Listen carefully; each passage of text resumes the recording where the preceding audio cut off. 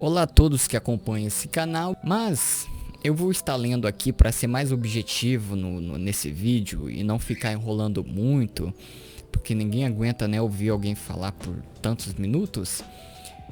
Comentando a respeito, no geral, um debate que eu tive com o católico Joaquim. Esse católico, eu vou colocar a postagem aí, aqui na tela agora, que deu origem a essa discussão, ok? E eu comentei e ele veio responder, e aí eu respondi, aí teve a tréplica, e aí começou um debate. E eu só iria fazer esse vídeo se ele que terminasse a conversa.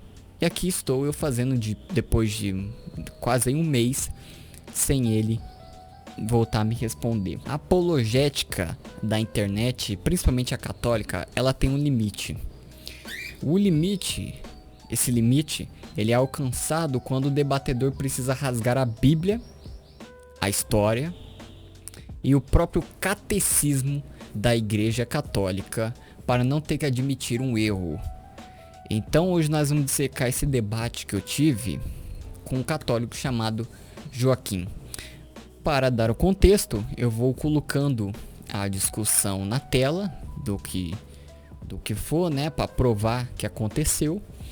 E se você quiser ver ele completo, quando sair esse vídeo, eu vou deixar programado para sair também no blog e no Face.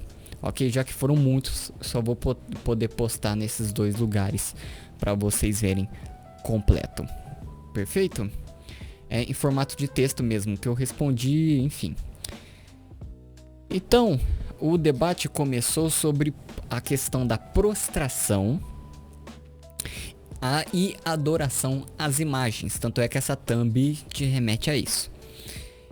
Então, esse católico Joaquim, ele usou todas as cartas marcadas dos cursinhos de apologética e desses PDFs de católicos e sites de catolicismo que eles copiam para defender a fé deles.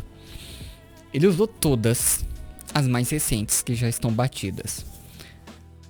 Então ele usou a decoração do Templo de Salomão, ele usou a diferença entre ídolo e ícone, que foi usado num debate recente aí do pastor Eliseu Rodrigues com o Ariel Lazari, que o pastor, por mais que ele defendeu o protestantismo, e isso eu abomino nele, e também eu já fiz um react aí contra uma das pregações dele, mas é claro que para debater com um católico, a maioria das vezes eu fico do lado do protestante em muita coisa e não em todas, né?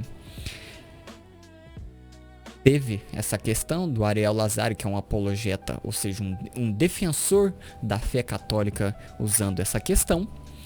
E a clássica desculpa de que ajoelhar não é adorar. Ok?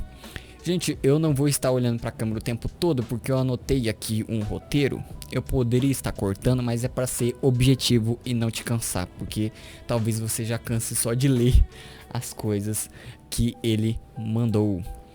E lá no final do debate, ele me acusou de ser fariseu apegado à letra. A mesma coisa que acontece quando você discute com um religioso protestante, principalmente um da seita CCB, que eles dizem que a letra mata, ou seja, você não pode ler a Bíblia, você tem que fazer os cursinhos ou ouvir a pregação do ancião da congregação cristã. E aí eu disse, mostrei uma própria fonte católica de alguém que eles dizem que é católico, que é Tomás de Aquino, na Suma Teológica, e adivinha o que aconteceu? Já se passaram dias e o silêncio do lado de lá é ensurdecedor. Teve a questão primeiro do prosquineu e o templo. Aqui vocês estão vendo na tela o argumento do Joaquim. Ele disse que o templo tinha imagens e as pessoas se ajoelhavam lá. Eu disse que a desonestidade é gritante. Porque no templo as imagens, ou seja, os querubins da Arca da Aliança, os bois, eram cenário. Faz parte do cenário. Eu vou tirar agora na edição, vai dar trabalho pra mim. Vou tirar na edição, aqui atrás de mim, o pano verde. Vou centralizar e você vai ver que ali tem a parede azul, que também podia ser usado para chroma key, e tem um paninho aqui verde.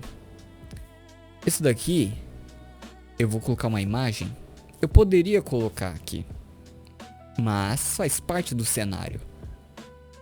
E daí? Então, eu disse aqui, nenhum judeu se ajoelhava diante do boi de bronze para conversar com ele ou acender vela. Já no catolicismo, isso acontece. A imagem é o foco da liturgia, não faz parte do cenário. Então já é uma falsa analogia que ele tentou apresentar. Agora vamos ao teste do grego, que é proskineo, ok? Lá no texto de Mateus 4, 9 ao 10, o Joaquim tentou dizer que proskineo, que para vocês não sabem, essa palavra em grega significa o ato de se prostrar, pode ser só uma veneração de respeito. Mas quando o diabo pediu proskineo em troca dos reinos do mundo, o que Jesus fez? Bom, se Joaquim defende isso, vamos ao texto lá do Satanás, Satã, levando Jesus ao mais alto dos montes e apresentando todos os reinos desse mundo que já eram deles naquela época, imagine hoje. Jesus, ele citou a lei. Ele disse: ao Senhor teu Deus darás proskineo. Então Jesus restringiu esse ato físico e religioso, podemos dizer assim, de se prostrar exclusivamente a Deus. Ok? Porque tem muito católico que poderia argumentar: não, Nicolas, a lei passou, vamos usar Jesus? Vamos usar Jesus.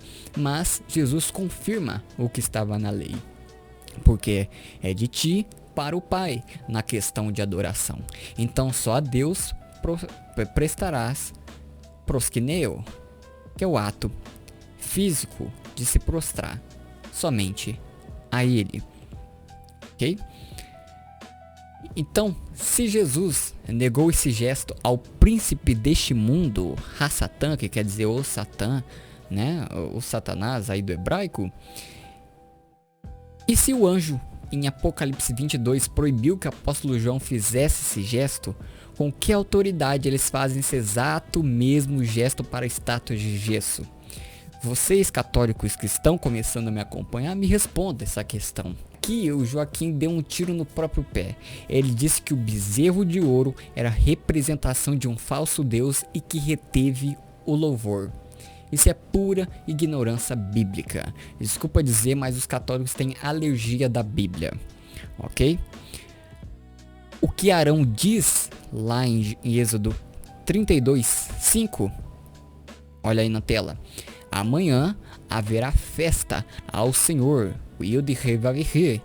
Ok? Agora, a intenção de Israel era exatamente a intenção católica. Qual que é o maior pecado dos judeus? De Israel, no caso. A idolatria. Então, temos aí um paralelo entre Israel, nessa aplicação que eu estou fazendo do texto e atualmente, e com os católicos. Eles usam um ícone palpável para repassar o louvor a Deus verdadeiro e invisível. Então, a intenção de Arão era fazer uma imagem de Deus. O método era pagão. E Deus mandou passar a espada. Eles não leem todo o texto. Então a desculpa de que ícone repassa o louvor já foi testada no deserto, que eu acabei de apresentar. E o resultado foi o quê? Morte. Então, usar essa desculpa do ícone não cola. O católico Joaquim, eu quero pensar que não propositalmente, ele escondeu de mim, mas ele esquece que hoje tem internet e nós podemos ver vários vídeos de jovens emocionados e também missas católicas sendo transmitidas, fora o que passava na TV. Então ele teve que admitir que eles beijam a cruz, pelo menos foi honesto nisso, na Sexta-feira Santa, cantando Vinde e Adoremos, mas diz que não é no sentido de deusa. Bom, qual que é o paralelo com 2 Reis 18 que começou essa discussão? Os subtemas, os subtextos dentro do próprio tema. Então, a narrativa é o seguinte: a serpente de bronze era um objeto sagrado mandado por Deus, sinal de cura e fé. Mas sabe o que aconteceu? Quando o povo começou a queimar incenso e prestar culto diante do objeto?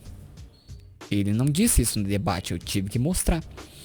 O rei Ezequias quebrou aquilo e chamou de Neustã, que significa pedaço de bronze. O ponto é o seguinte: não importa se a cruz representa o sacrifício de Cristo.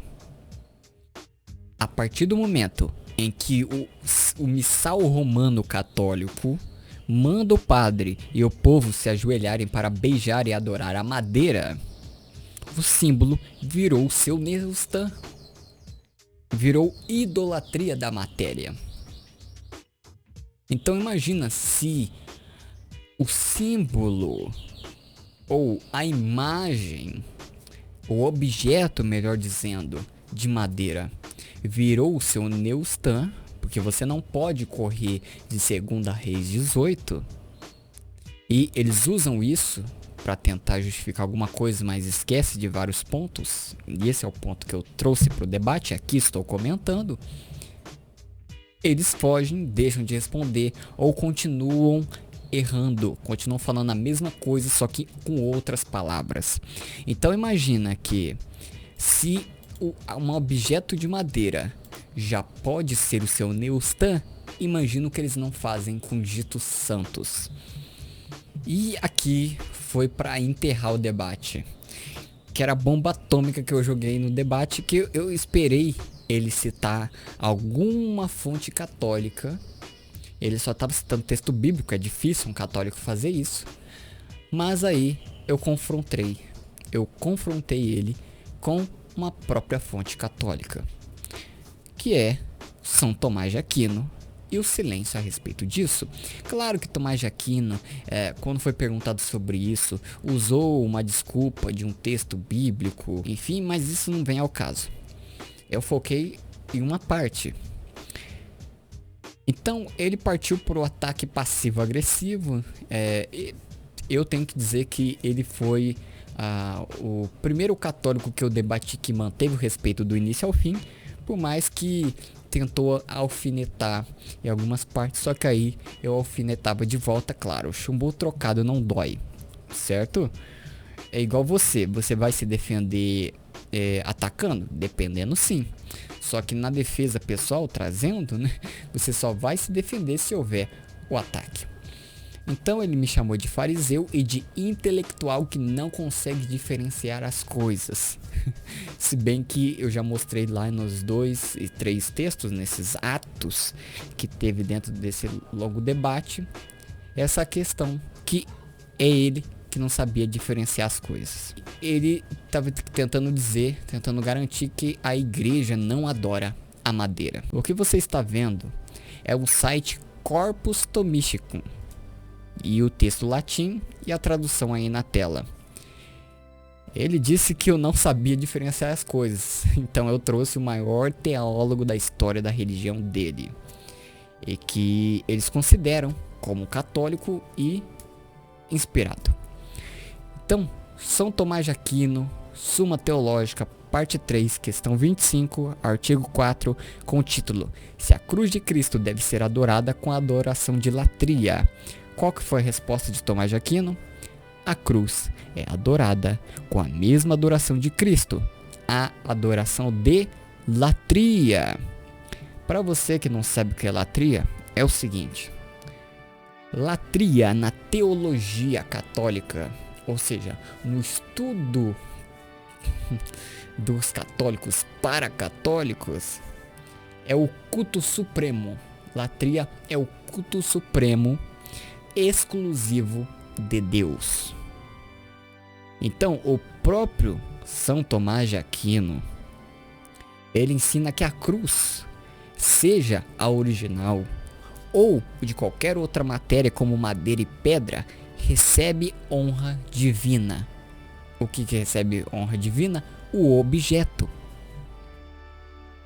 Então, quando eu joguei o texto original em latim, que eu gosto de pegar a fonte primária para não dizer que eu estou usando uma tradução